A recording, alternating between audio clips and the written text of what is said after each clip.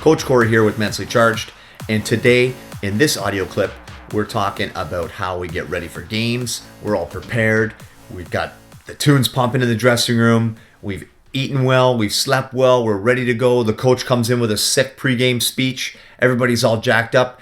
You think you're going to roll over the other team, and you get out there, and then boom, within a few minutes, you're down 2 or 3 goals. And everyone on your team is looking around like, is this really happening right now? Guys are snapping. You cannot believe this is actually happening. You're down 2 or 3-0 within the first couple minutes of this game. And it's very frustrating. Trust me, we've all been there, man, where you work so hard, you think things are going to go a certain way, and then they're completely different. And what ends up happening? Your team is in shock, and everyone wastes 2.5 periods. It is so frustrating as a coach. I get it. I've been there. And you look down at your bench, and it's a morgue. Everybody is dead. Guys are sitting there. There's no one standing up. There's no one stepping up to be a leader. There's no one trying to change the chemistry of the game. And what always ends up happening, coaches, you'll attest to this, literally within 5 minutes to go of the game, someone comes up with a big play, a fight, a hit, a block shot, or even better, a big-time goal. And then all of a sudden, it's like a switch goes off on your bench. And now everyone's playing to win instead of playing not to lose like the other team. And you're sitting there as a coach ready to pull your hair out because you're like, where have you guys been the last 2.5 periods? But it is what it is. And this kind of goes out for the coaches as well as the players. Coaches, when you see this happening, you need to put the brakes on. And most coaches do a good job of this. We do the cliche thing and call the timeout, rallying the troops, either rip on them or be encouraging. But there has to be something in place even more than that. You have to say, we know what to do in this situation. We've talked about it. We've gone through it.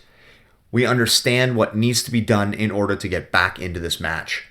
You also have to put something into action, some sort of a mantra, a phrase, something your team has put together with each other, you and the team, not just you telling them. You guys have co-constructed this mantra, and you say it together. You guys know what it all means. You know its importance. It's like the bat signal, man.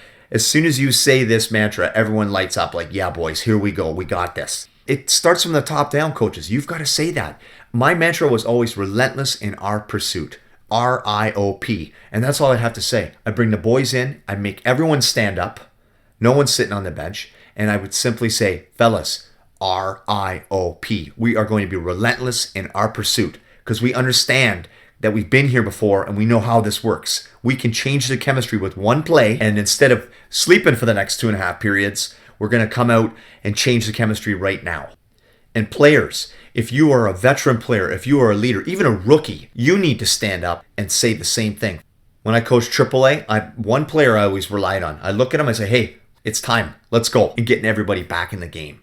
Do not sleep for 2.5 periods. Don't have that brain freeze. And if you do, stop it in its tracks and take that game back. All right, guys, that's it for this lesson. If you have any questions, email me directly, Corey@mentallycharged.com. Keep coming back, and we'll see you next time.